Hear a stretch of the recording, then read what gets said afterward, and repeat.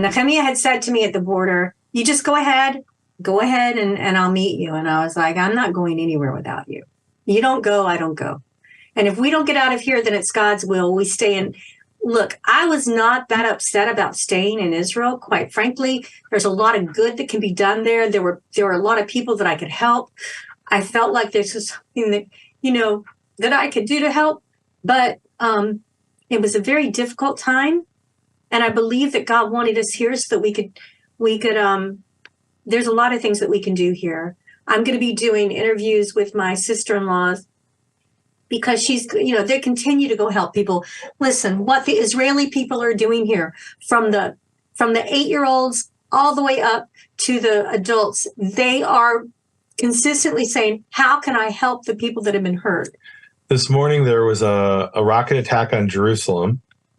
And we get messages on my family WhatsApp group, and everyone in Jerusalem is running into the bomb shelters. Tell them what happened with Eden. Eden is my 9-year-old niece. So Eden is, she's Meira's daughter. Meira is she's the one that translated for me the horrific things that these people were telling me. My sister, not the 9-year-old. No, Meira is her sister. My sister. It's Meira's daughter, and Eden is adorable. She's 9-year-old. She's the baby of the family. So, you think she's maybe a little bit spoiled, and maybe she is. But when these rockets went off, they were outside playing, and Eden grabbed the 2-year-old neighbor who was right next to her, picked her up, and ran her into the bomb shelter. That she didn't run to her mommy crying that there was a siren or whatever. She took the child that was closest to her, that she could pick up, and she went in, and Eden is afraid in there. When Eden's afraid in there, she cries. I know she does because Meira has talked to me about it. But this is what she did. And I got to tell you, when Nehemia's nephews found out they were going to the front, they didn't hesitate. They didn't hesitate to go. As a matter of fact, one of his nephews was in Italy on vacation, and all he could think about was, how can I get home to my unit? How can I get home? Because if we don't protect the families, who will? If we don't protect our people, who will? And that's their attitude. Guys, you're looking at young people that do that. The people that were killed, those special units that were killed at the very first day, those couple of hundred guys, all of those are between 18 and 21 years old. They were like their special forces. They've been training. That's what they do. They go to the army. Nehemia served in the army there. It's a part of their life. And with Eden, for her just to reach down and grab the 2-year-old because that's all she could do. That's their attitude. What can I do? So look, I mean, here, what happened on Black Sabbath, October 7th, isn't new in history. It's happened for over 1,000 years. It happened in Babi Yar, where the the SS rounded up Jews and lined them up and shot them. It's no different than what happened a little over a week ago in Kibbutz Be'eri and Kfar Aza and in other places, where they literally went door to door and murdered entire families, burned babies, raped women. It's really no different. What's different is this time we have young men and women like my nephews who are willing to go and defend the people of Israel, who we didn't have that in Babi Yar. We didn't have that in the Ponari Forest. We didn't have that at Auschwitz. We didn't have the ability to defend ourselves. Now the world is telling us, don't defend yourselves. Hamas is here's what's really happening. Hamas is using the civilians of Gaza as human shields.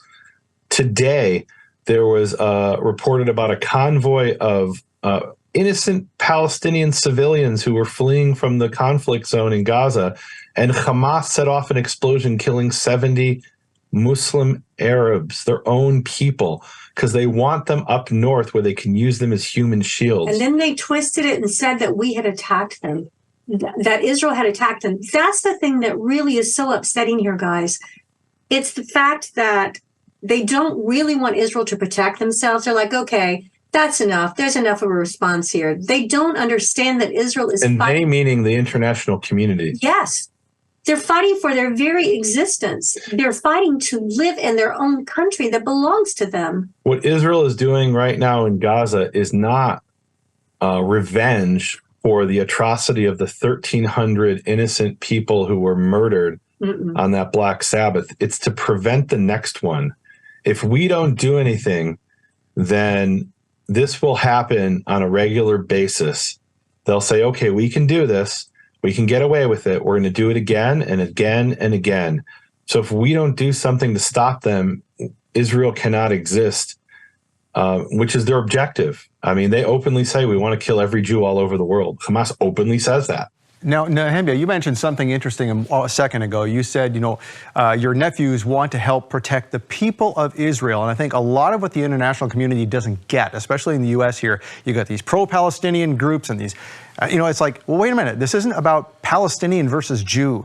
There's Arabs in Israel. There are Christians there are Muslims working alongside with Jews every day.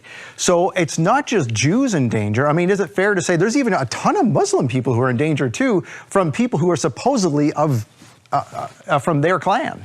Yeah. So, well, first of all, I mean, talk about the 70 people they just murdered who were fleeing the conflict zone, their own people.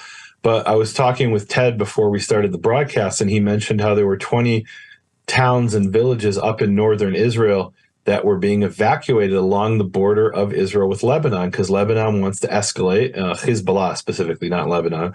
They want to escalate an attack. Now, one of those towns, I looked at the list, one of those towns is called Rajah. Rajah is a very unique town. It is not just Arab. It is not just Muslim. It is a Shiite Muslim town in northern Israel. And Rajah had to be evacuated because Hezbollah, who are Shiites, are firing rockets that could land on Rajah and kill the people of Rajah. And Israel cares enough, not just about the Jewish inhabitants of Israel, not just about the Arab and Muslim and Christian inhabitants, but all inhabitants, all residents of Israel, all citizens and residents of Israel. Israel cares about human life. We even care about the civilians in Gaza. I had these people saying to me, well, what do you expect the Arabs to do after 75 years of the way they live in Gaza? Do you know what Israel does to the people of Gaza? We give them water. You can see propaganda videos of Hamas bragging how they dig up pipes and turn those water pipes into rockets. And so because they dig up their own water pipes, we have to give them water.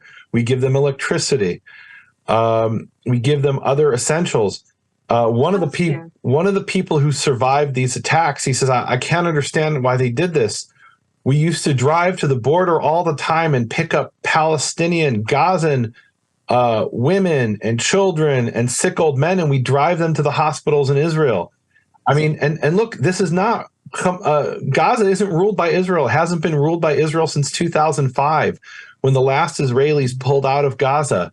Hamas is the ones who rule Gaza. So the fact that we go and we bring their civilians to our hospitals, we don't have to do that any more than someone in, I don't know, in South Africa has to drive to the border of Lesotho and take someone from Lesotho to their hospitals. Go make your own hospitals in Lesotho if you want to have hospitals. But why do we do that? Because we have compassion for innocent people who are living under an oppressive regime, and that oppressive regime is the Hamas regime. And so we've taken them to our hospitals, we've given them medical care, and they respond to us by slaughtering women and children and babies and old people. I mean, this entire family's wiped out. Scott, you know what happens when if a terrorist attacks someone, and the terrorist is wounded and the person that they attacked is wounded, you know what happens? They take them both to the hospital. They could be right next to each other in the bed. Israel is a moral compass in so many ways. They really are. And they live out their lives in that way. We see that. And I feel like they think that we're weak because, that's kind of weak thing. But that's it there. And Nehemia, tell them the story about the study that was done about when they talk about 75 years after what you guys have done. They always... Yeah, so there was a study done by this Israeli woman who was like a radical leftist and wanted to show how all the atrocities committed by the Israeli army. So she went into the records. She was a Hebrew speaker. She's an Israeli, and she went through the records of the IDF looking for all the examples of where rogue Israeli soldiers raped Arab women. And she couldn't find any.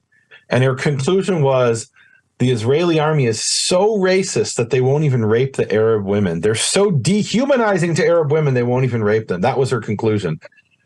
Now, yeah, I mean, look, there are always going to be bad people who do bad things in any kind of situation. And if you had showed me some rogue Israeli soldier who did that, I would say, let's prosecute that person. That's a fundamentally different from look, they found this book, it was being carried by one of the terrorists who was killed, on the Black Sabbath, October 7th. And it was a book in Arabic that described how you invade Israel and what you do. And one of the things it said there is you murder anybody who resists the kidnapping, whether they're man, woman, child, regardless of race, religion, or ethnicity. And they killed several dozen Arabs in this attack.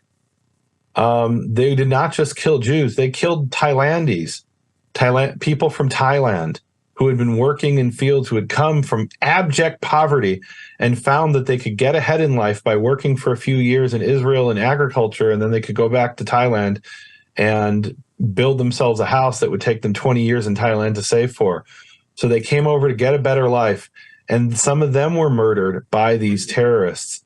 So it was a planned attack. And in the book, it talks about how you should torture the people you kidnap, using electric shock, all kinds of like vicious, horrific things.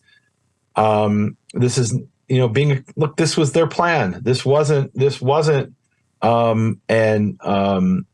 a spontaneous act of rage. This was something they planned and trained for 2 years.